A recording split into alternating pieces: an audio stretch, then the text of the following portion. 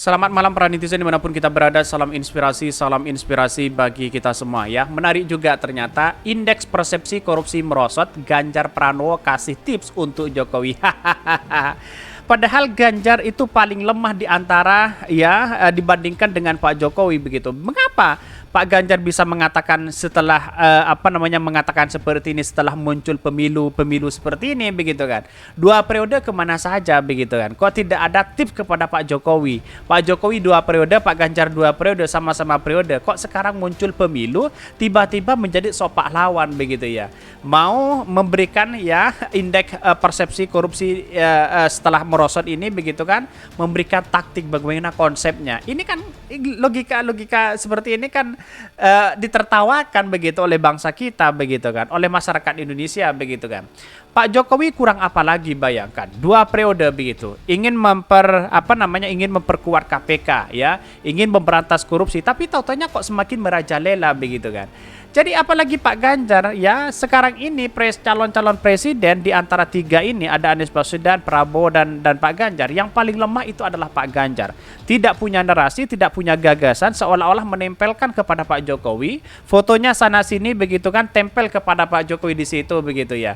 Itu kan seolah-olah mengikuti arah Pak Jokowi, tidak punya pendirian di situ begitu ya. Dan pada akhirnya sekarang sudah terbukti begitu kan. Sekarang mau coba begitu mengkritik Pak Jokowi begitu ya. Di mana letak logikanya bayangkan begitu ya. Ini kan seolah-olah mengkritik Pak Jokowi begitu kan. Seolah-olah Pak Jokowi selama kepemimpinannya indeks persepsi korupsi saja merosot begitu kan.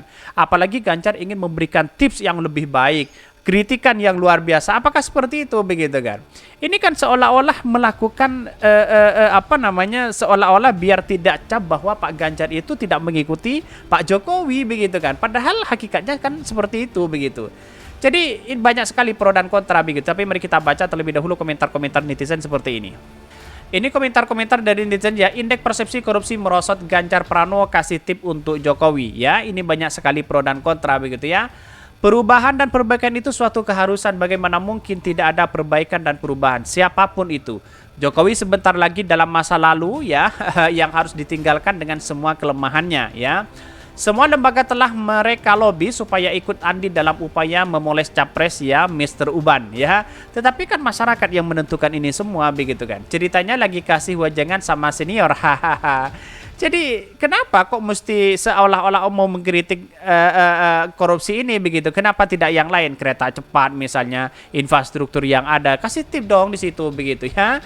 Ya karena pada hakikatnya kan ya, menurut saya pribadi adalah omong kosong begitu ya. Ya jadi begitu kan.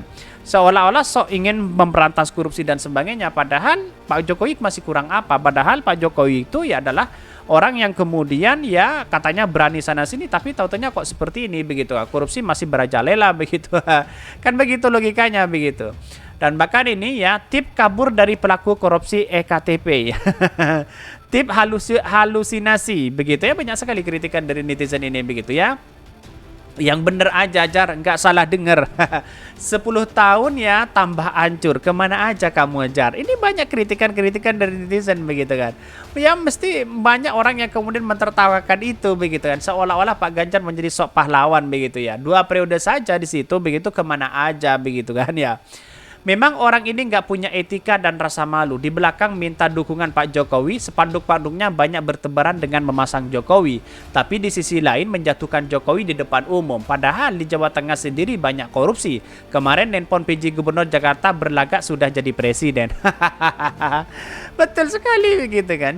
Jadi apa yang mesti kita dukung kepada Pak Ganjar kalau seperti itu begitu kan ya. Semuanya mengikuti arah Pak Jokowi, menempel kepada Pak Jokowi. Di baliho-balihonya menempel nama Pak Jokowi di situ begitu. Ya seolah-olah seorang calon presiden ya seolah-olah tidak punya pendirian yang luar biasa di situ begitu. Tetapi mari kita baca terlebih dahulu beritanya seperti ini. Ini beritanya ya, indeks persepsi korupsi merosot ya, Ganjar Pranowo kasih tip untuk Jokowi ya, dikutip dari fifa.co.id ya. Bakal calon presiden di 2024 Ganjar Pranowo membeberkan jurus ya untuk meningkatkan indeks persepsi korupsi EPK Indonesia ya. Indonesia yang sempat merosot pada 2023. Menurut dia Presiden Joko Widodo harus melakukan penguatan antara lembaga penegak hukum. Ya, kalau masih lemah ya di bawah dibandingkan dengan Pak Jokowi, jangan berbicara seperti itu begitu. Pak Jokowi itu saya lihat hari ini mengapa ya dengan terjadi di KPK bagaimana intervensi masih ada di situ begitu ya. Sepekan yang lalu ada asusila, ada pencabulan, terus kemudian ada pungli, ada korupsi di tubuh KPK. Pak Jokowi diam aja di situ, katanya janjinya akan memperkuat KPK. Pret, di mana letak logikanya? Bayangkan begitu. Datanglah sok menjadi pahlawan Pak Ganjar di situ, seolah-olah ingin membasmi penegak hukum. Pret. Ya, menurut saya pribadi gimana begitu kan? Saya kira bahwa Pak Ganjar itu lemah di situ begitu ya. Karena extraordinary ya yang mesti dilakukan dari penguatan lembaga penegak hukum ya, wabil khusus yang menangani korupsi. Tidak bisa tidak. Ya, kalau kita berkompromi lagi pada soal seperti itu, maka kita pelan-pelan akan kembali pada posisi yang buruk hari ini. Memang posisi lagi tidak bagus, kata Ganjar saat video kompres pada hari Kamis. Ini kan seolah-olah ingin mengajari Pak Jokowi begitu kan. Belum menjadi presiden saja sudah mengajari Pak Jokowi begitu. Gimana letak logikanya begitu? Saya kira persoalan-persoalan seperti ini begitu kan ya, karena Pak Ganjar dianggap lemah di situ begitu kan. Jangan sok mengajari Pak Jokowi. Pak Jokowi 2 periode menjadi presiden, sedangkan Pak Ganjar 2 periode menjadi gubernur begitu kan ya. Masih banyak yang kemudian harus ditangani di Jawa Tengah begitu ya. Kok seolah-olah datang menjadi pahlawan begitu ya. Oleh karenanya Ganjar mengatakan Presiden Jokowi harus melakukan penguatan terhadap lembaga ya penegak hukum ya, baik kepolisian Republik Indonesia, Kejaksaan Agung, Komisi Pemberantasan Korupsi KPK hingga pengadilan. Tentu kata dia aparat penegak hukum harus melakukan reformasi internal lebih dulu ya, katanya, kata Ganjar begitu ya. Ya, kita lihat saja Pak Jokowi masih kurang apa begitu kan. Apakah dia sendirian, tidur, duduk manis begitu kan ya. Tetapi karena apa? Menurut saya pribadi ada kepentingan-kepentingan besar di situ begitu kan. Pak Jokowi terjebak di situ begitu kan. Apapun yang dilakukan Pak Jokowi seolah-olah di depan masyarakat itu adalah punya keberanian luar biasa, punya tanggung jawab luar biasa. Tapi di belakang itu ya punya tanggung jawab ya, punya apa namanya? Punya bisa saja punya satu apa namanya? Satu tanda bahwa ada kepentingan-kepentingan besar di dalamnya begitu kan. Bisa saja seperti itu begitu kan. Atau jangan-jangan bisa saja kalkulasi politik di situ begitu kan. Itulah yang kemesti ya.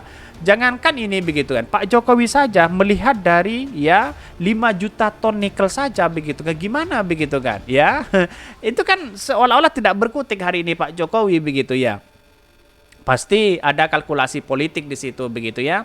Saya kira menjadi PR Pak Jokowi harus untuk menuntaskan itu ya. Ini sudah dikritik oleh Pak Ganjar. Seolah-olah Pak Ganjar mengajari Pak Jokowi begitu terkait dengan berantas korupsi begitu.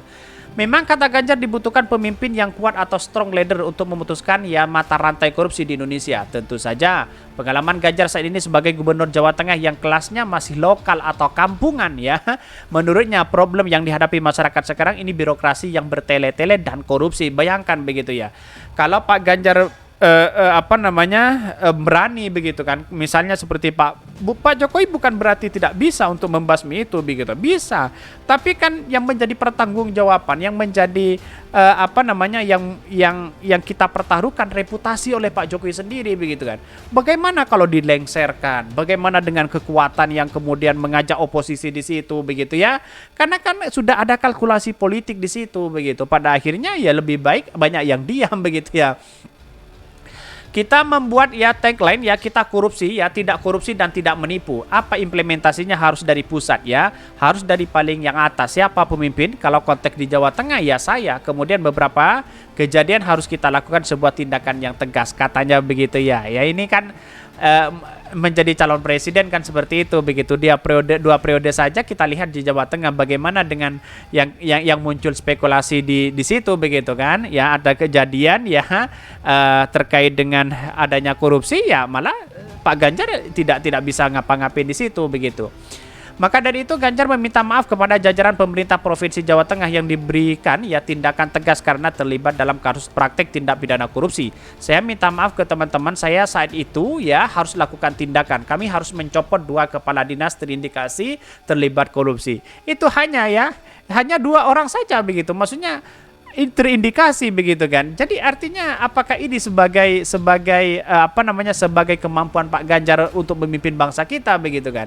Yang kita hadapi bukan seperti itu. Itu masalah kepala dinas saja begitu. Yang dihadapi nanti menjadi presiden itu para oligarki yang punya kepentingan besar, yang punya uang besar dan bisa menggerakkan massa di situ begitu kan ya. 1 tahun saja kalau berani melawan itu ya, saya kira Pak Ganjar kalau jadi presiden begitu ya, kalau jadi begitu ya, 1 tahun saja sudah dilengsarkan begitu ya. Kalau dia mencoba berani melawan oligarki itu begitu.